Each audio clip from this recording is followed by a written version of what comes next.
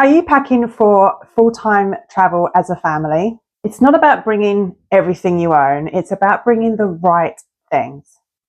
In this video, I'm going to be sharing with you exactly what we're taking as a family of 3 to our full-time, long-term travel around Asia, and a little bit about what we've learnt to leave behind over the last 18 months of full-time travel around Europe and Southeast Asia.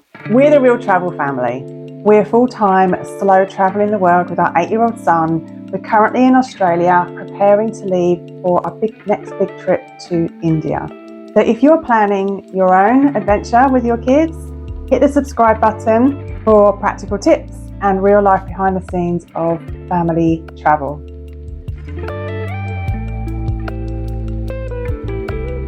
We're going away for several months. We're starting in Goa in India, but then we are going to be traveling. Our plans are very flexible, so we're not sure where we're going exactly, but we do know we're going to be in Asia for a long time, at least 6 months, possibly longer.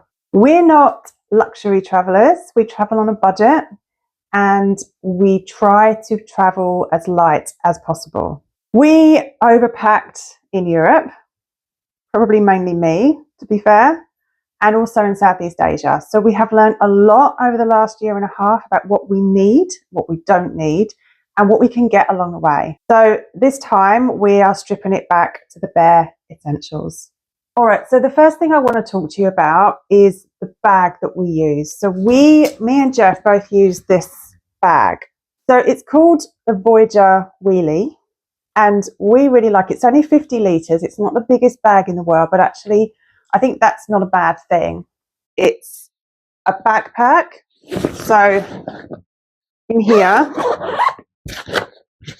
the straps you need to carry it on your back, but it also has wheels. And I don't know about you, but I'm not a 20-year-old backpacker anymore. I've done all that. I've lifted heavy bags around the world. Now I'm a bit older, I just don't want to do that. But there are times when a backpack is really, really helpful. So I don't want to be carrying my backpack through airports, through towns, through cities where I can use the wheels, right? But there are times when you might be in an area where the pavements are appalling, or maybe you've got a beach hotel and you need to carry your bags over the sand. That's when a backpack can come in really handy. So for us, with our budget style, slower, longer term travel, having the option of both is great. But obviously, if wheels is better, a backpack is better.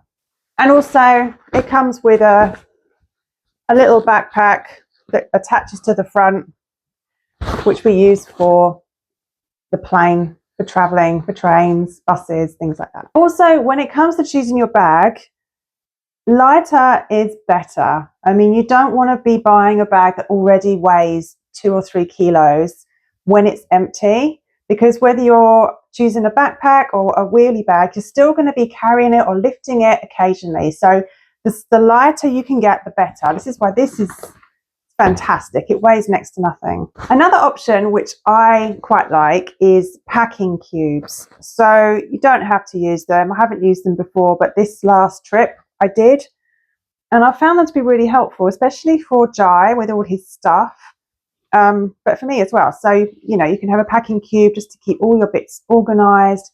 Maybe you keep your clothes in one place, your underwear in one place. But they are really handy to keep things organised, keep everything in one place, and then put them in your bag, and you know exactly where everything is. When you get to your destination, you can just pull out your packing cube and you're done.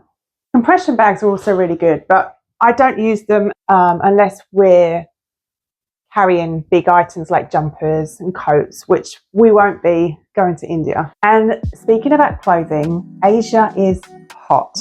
It can be hot, it can be humid, it can sometimes be dry and dusty, depends where you go, but light clothing is essential.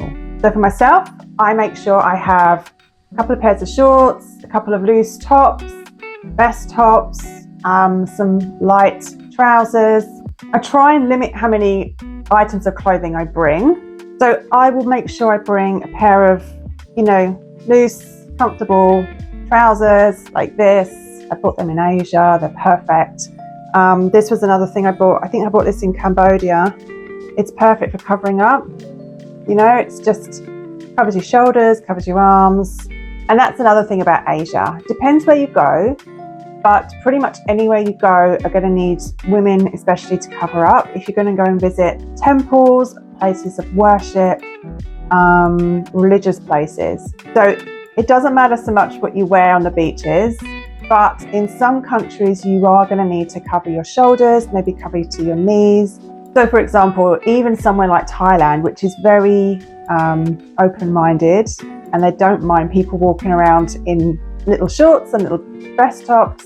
If you go and visit one of their religious sites, they want you to cover up. So men and women, it's covering the shoulders and covering legs down to the knees normally. Children normally doesn't matter as much. Like, kids can wear shorts and t-shirts, it's fine.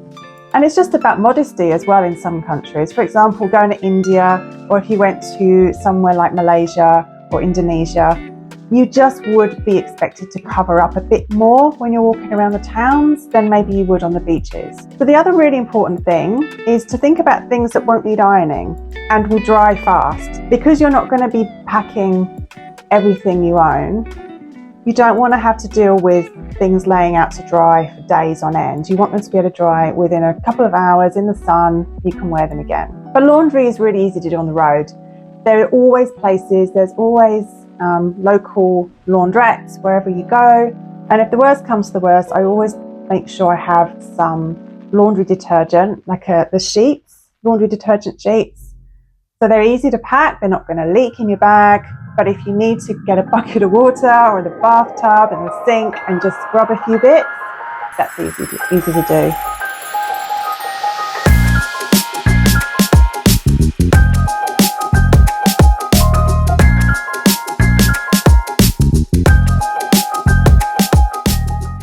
And another little tip, roll rather than fold. Now I've tried both many different times, and actually I really do find that rolling your clothes definitely makes things take up less space than if you fold them. I have seen YouTube videos where people fold things and they seem to fold like everything they own into their bag. I don't know how they do it. I've never managed to do it. I find rolling much better, and actually it fits into the compression into the packing cubes a lot better as well, like that. I always make sure I've got a lightweight quick dry towel as well. Okay, footwear. So you need a decent pair of walking sandals, trainers, or footwear that aren't brand new, that you haven't worn in, so make sure they're comfortable. And then some flip-flops or sandals that you can just throw on and off wherever you go. And for the kids it's the same. We take a pair of sandals, a pair of walking sandals, so really sturdy ones, and then a pair of trainers. If you're traveling in Asia, trust me, you do not need loads of pairs of heels. You do not need loads of different shoes. You are going to live in flip-flops or sandals and then walking shoes. That's all you're going to need. Okay, let's talk first aid kit, medical kit. You don't need as much as you probably think. Obviously, you need to bring your own medication if you're prescribed anything. Make sure you bring your prescription as well, just in case anything is questioned at customs or you need to get another prescription. So make sure you have the basics. So paracetamol or painkillers, bring some antihistamines, some rehydration salts. I bought these in Thailand a few months ago. You can get all of these things in any pharmacy in Asia, but it's nice to have a little supply before you leave. Make sure you've got things like plasters, diarrhea medication, and then anything else that you use on a regular basis.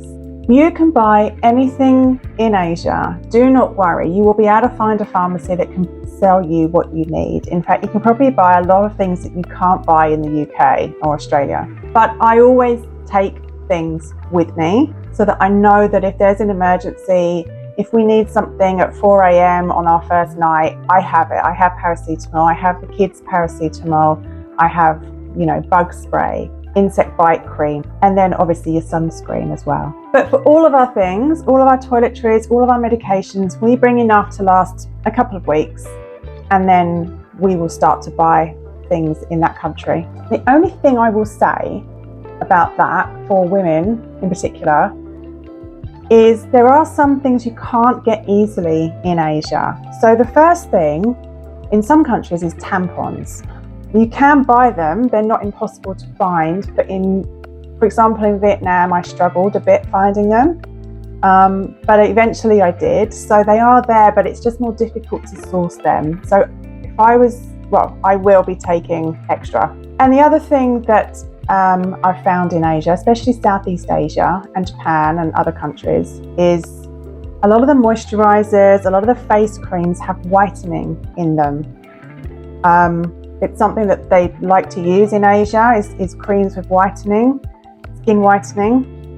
So if you don't want to have that in your skincare products, either bring enough to last your whole trip of your own brand, or just when you go shopping to replace your moisturizer, look for words like brightening, lightening, obviously whitening. It's difficult to know because obviously most of it is in different language. Unless you speak Vietnamese or Thai, then it's difficult to know. But you can usually spot some words. So brighten, whiten, lighten, anything like that tends to mean that there's some sort of whitening ingredients in the moisturizer. So I tend to look for ones that either definitely don't have that, or preferably something that is natural. So the more natural products tend not to have it, or the ones that are for sensitive skin tend not to have it. But even the brands that you know from your country over there tend to have whitening. So just be aware of that. The last time we carried far too much stuff. So here are some of the things that are not coming with us this time. Bulky jumpers, heavy coats.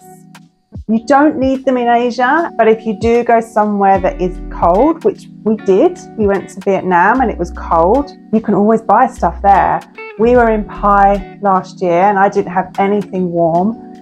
There are secondhand shops. I bought a hoodie and a jumper. I think they were 50 baht each, which is less than £1. So if you are planning to head north, but not straight away, I would really advise don't carry everything with you. Bring one hoodie just for things like plane travel, airports where it is cold.